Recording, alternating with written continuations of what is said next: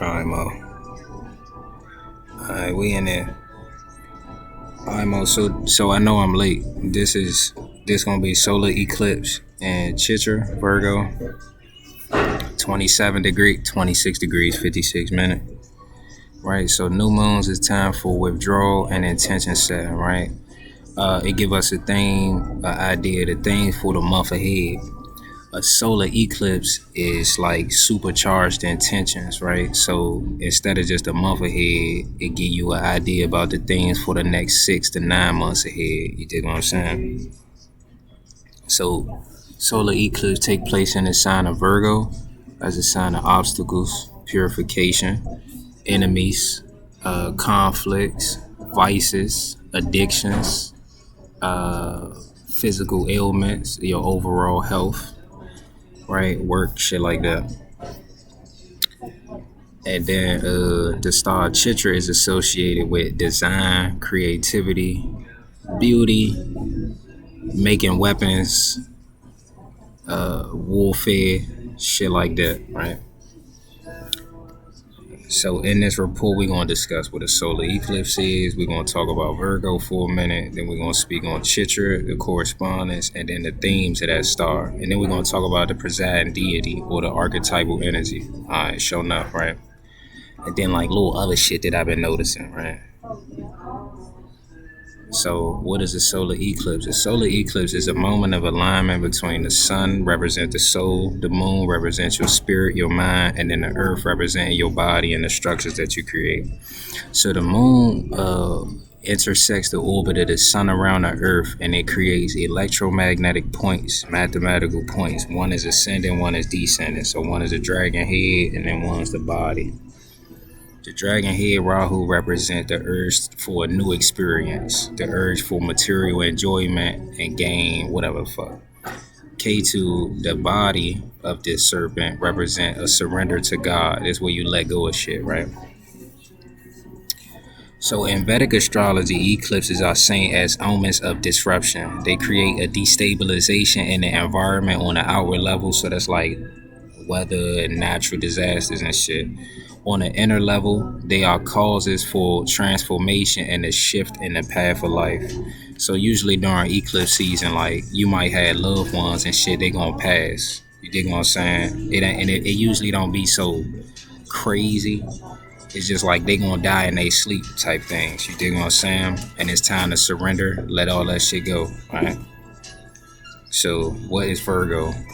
Virgo is the sixth sign of the natural zodiac, and it is the intestines, spleen, and like abdomen of the cosmic mind, Kalpurush or Adam Kadmon, right? 6 is the house of enemies, conflicts, vices, health, routine, service. It is also the house of celibacy, restraint, abstinence, and purification. So the way to overcome obstacles, enemies, vices, and shit like that is to have restraint, practice purification, and then just be of service to the Lord, though. Like be of service to the Lord or God. So Virgo is dual or mutable earth and ruled by Mercury Rahu. The dual has the nature of being adaptable, flexible, and versatile. So Virgo adapts through details, adapts through structure, right? The element of earth is regarded as being pragmatic, grounded, and tenacious. So earth gives support and structure. Virgo adapts to it. Man, fuck that. Altogether, Virgo is analytical, functional, efficient. It is represented by the Hermit card in the Tarot deck. So that's a card about study and solitude. Virgo and the Hermit card shows us that, like, you know, everywhere you go, there you are.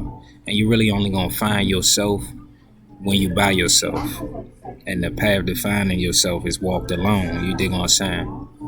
So Virgo's got a tendency to kind of like want shit to be perfect and improve everything, and then they might do it alone because they so anal about everything. So it's like, get the fuck out my way, let me just do this shit, right? And it's cool because on the path of your soul, like everybody gotta get the fuck out your way so that you can like reunite with the Lord.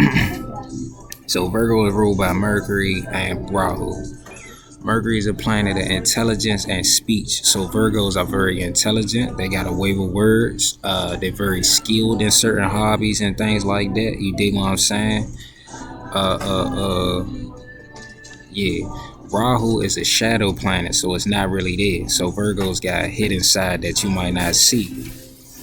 This side, Rahu gives material enjoyment, obsessions, mischief, and oppression.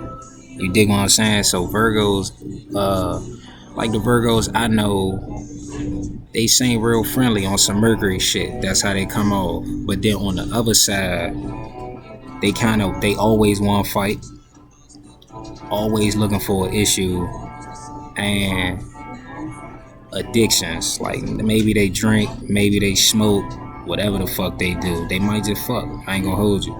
So that's their hidden side. You can't fool the other side. You can't fool that side.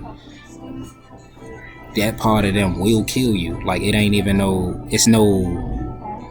it's kind of too extreme. So the impulses that they have, like they kill you if they feel that way. Like no funny. If I ever get mad enough, I know to pray.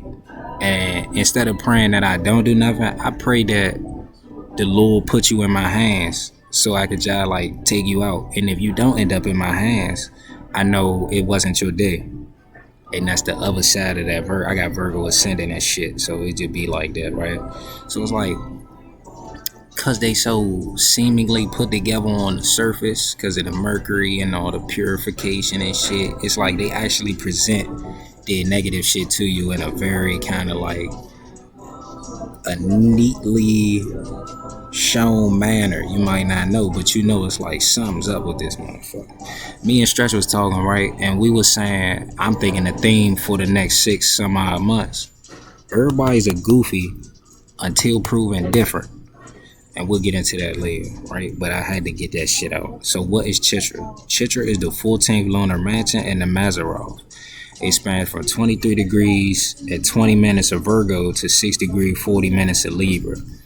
So the sign lords is Mercury and Venus. These two planets give speech, charm, intellect, and beauty. So these motherfuckers is very social, very charming. You dig what I'm saying? Very, they can adapt and they get along with others very well. So the meaning of Chitra is bright. Oh, hey, I put hyperlinks in this shit. Check this shit out. Hold on. Look how I just bring up another. Hey, that's that shit sweet.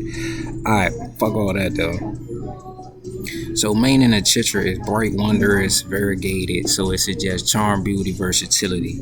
The Star Lord is Mars, planet of aggression, drive, initiative, and impulse, right? And this is the second of Mars stars. So Chitra native. So a Chitra sun is like NBA Youngboy, Lil Durk. Those are Chitra sons. I got Chitra ascendant. My man Bundy got Chitra sun. My man Gil got Chitra sun. Who the fuck else is there? Yeah, so Chitra sun or Chitra moon. My last, I had a broad. She was Chitra moon. Child like impulsive and a total sweetheart, like gentle as shit. But just like myself, you push that bitch will kill you. Like, and if she don't get to kill you, you gonna be maimed. Like, you gonna have a scar. You gonna look at it and be like, fuck, man, I shouldn't have got involved. So yeah, I kind of went somewhere else. But yeah, that's Chitra. They'll wild out, and they ruled by a tiger. If a tiger ever even jump to attack you, it's trying to kill you or maim you. You'll never forget that, Jim. Alright, so Chitra is presided over by Tvastar or Vishwakarma, the divine architect, craftsman, and artificer. It relates to their ability to create beautiful pictures, crafts, and weapons. The symbol for this star is a pearl or a brilliant multifaceted jewel. Pearls are grown under pressure and after stress from the external environment or the threat of the external environment. So like clams, if they sense a predator or threat in their environment, they close up, and then from that stress, it's like little deposits that create a pearl in the midst of that. So it's like contents under pressure. Dig what I'm saying? And we'll get into why. in a bit, right? And then multifaceted jewel is just being able to have many talents. But you know, a multifaceted jewel is that way as a result of being cut the fuck up many times. So Chitra natives end up, I ain't just solar eclipse in Chitra. Maybe you done got cut, bruised up, beat the fuck up. Maybe you feel like you got chipped out of something or something like that. But it's really only doing to, because tvastar, what he did was he grinded down some of the affordance of the sun. So certain things is like gonna come into the life of a Chitra native, anybody with Chitra, and in the next 6 months, certain things gonna come in that's kind of gonna like grind your motherfucking self up, but it's really only there to kind of aid in the development of your soul, give you a little bit more to kind of like not manipulate, but to use your Maya and your own power to move through this and create things, right? So key themes: skill and craftsmanship, making weapons, designing cars, sculpting, speaking first without thinking, fight against a powerful opponent, love for progeny and children. So based on these themes, I had asked my mans, I was like, bro, would you go, you trying to come with me to the range? Son of a bitch told me, fuck no. Like he was disgusted at that idea. Like, nigga, I would never go to a fucking range with you. I don't trust you. And I was like, what the fuck is going on? Because the key is, he's not the first one that said that, but I was not expecting that from him. That shit gotta hurt me. I ain't going back. But I was like, man, fuck it. And I mean, he told me I gotta walk, even if I don't have a weapon on me. It kind of looked like I got shit on me. And even when I used to just have like some little shit, like maybe I got some brass knuckles, maybe I got like a taser or some pepper spray or a knife or some shit. It's like, man, I guess he could notice. It's like, yeah, we know you got that shit.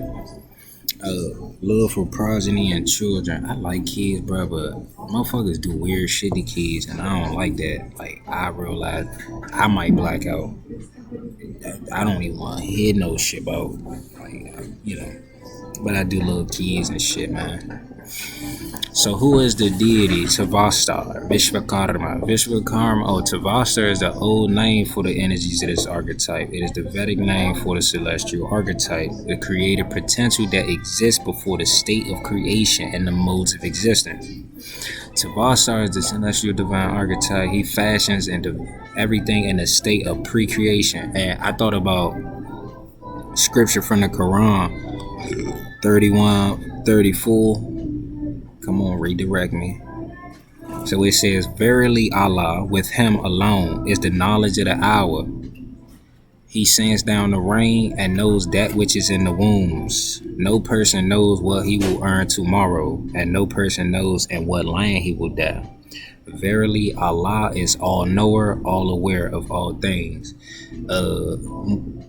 When we speak about the energy of Vishwakarma, they really just say is, you know, it's just a name, a title. Most of the names that we call God is but titles, and they represent attributes of the formless and transcendental, yet most eminent. You dig what I'm saying? So with him alone is the knowledge of the hour.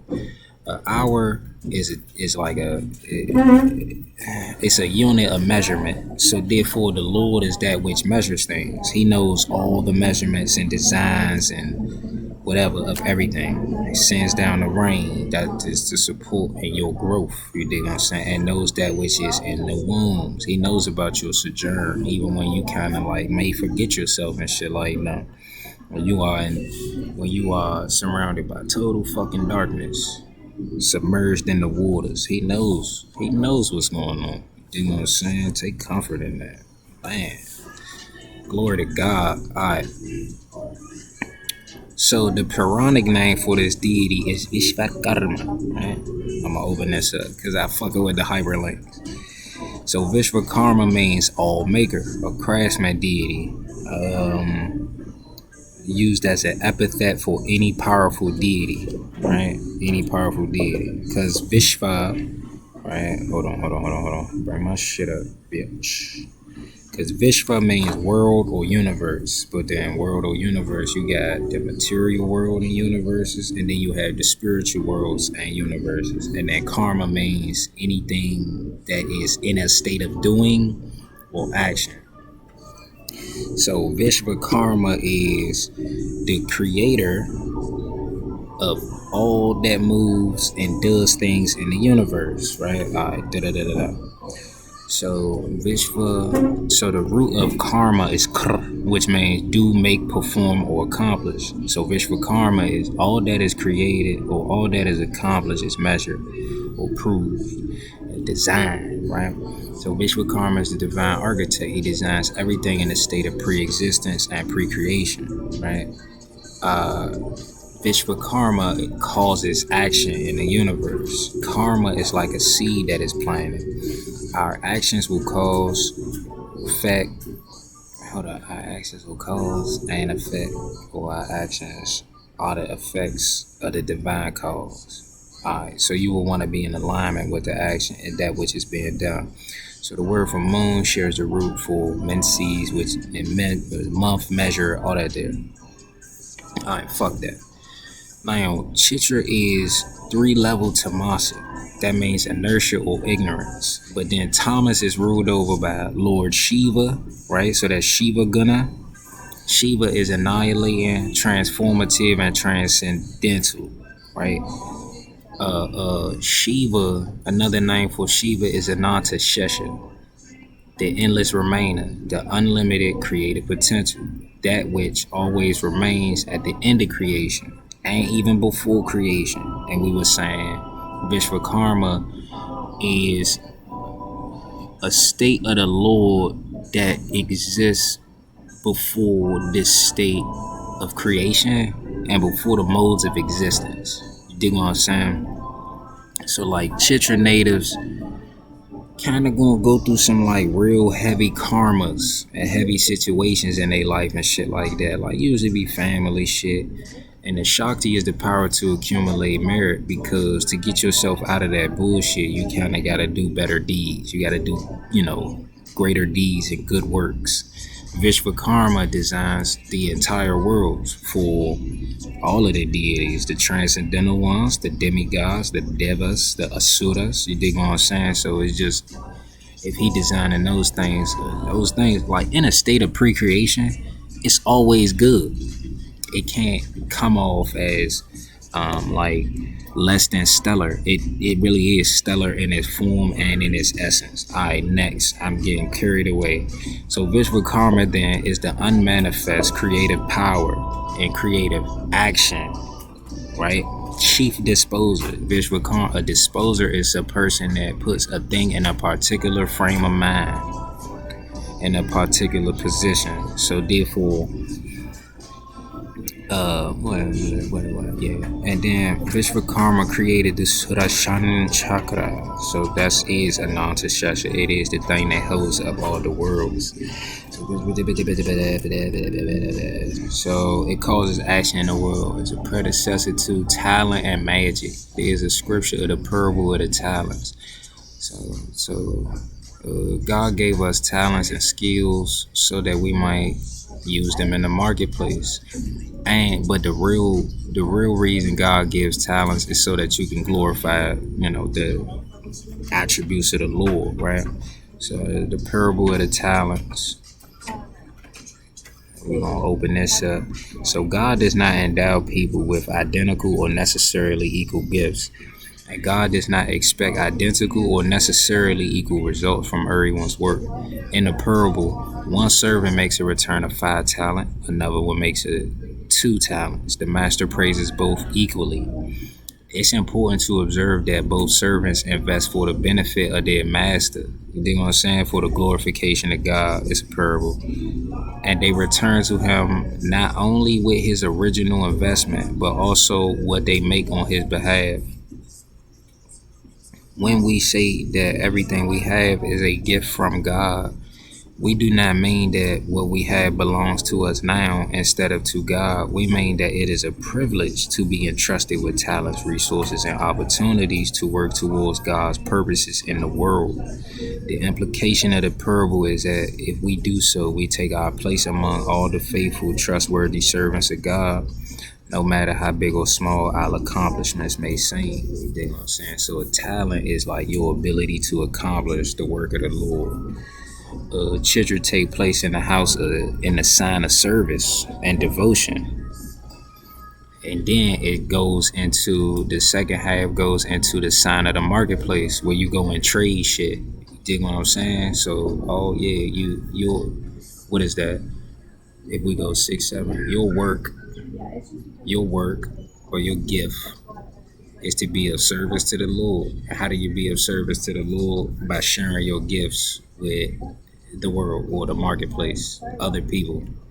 That's cool shit. And it's like, motherfucker that can sing, if you sing enough around certain people, just take your ass outside and sing. Motherfuckers will put money in a hat for your ass. Niggas that draw, do caricatures, you really just sit outside and start drawing. Motherfucker might give you like $1, just a tip you. And because Allah bring rains, it's like when it rain, it pours. So that little dollar you might get or $10 and shit like that, that shit grow. Like over time, that shit grow. That's good. You feel me? So what I say, interestingly, that it spans between the house of servants and the house of the marketplace. So you want to give devotion to God, bring your talents to the marketplace, be of service to others. You dig what I'm saying? Help another motherfucker out. Virgo is a sign of routine, and Libra is a sign of interaction. The gifts and talents we receive from the Lord are to be used as if, we are practitioners. So we trying to perfect and improve our gifts, and then we prove ourselves through our accomplishments. And that's how we measure ourselves. And there is no greater accomplishment than the glorification of the Lord. Fuck is you talking about? So I feel like to come back. So what I got? 1 Corinthians 12:7 says that manifestation of the Spirit is given to every man to profit withal.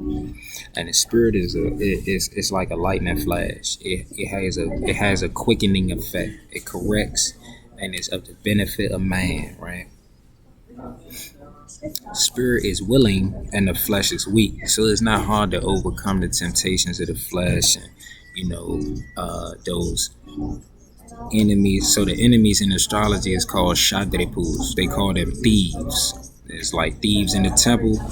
Or in Proverbs, they talk about those that lie in wait to do harm to others. That's the thieves of your mind. So that's like anger, lust, illusion, delusion, greed, just crazy excitement and shit like that. It robs you of the freedom and the gift, like the free gift of God of like liberation. Because now you kind of bind it to those like stupid ass feelings and shit, right?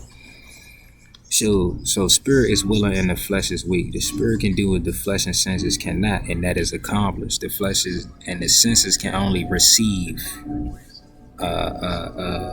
like impressions from outside, whereas the spirit is the acting force, the animating force.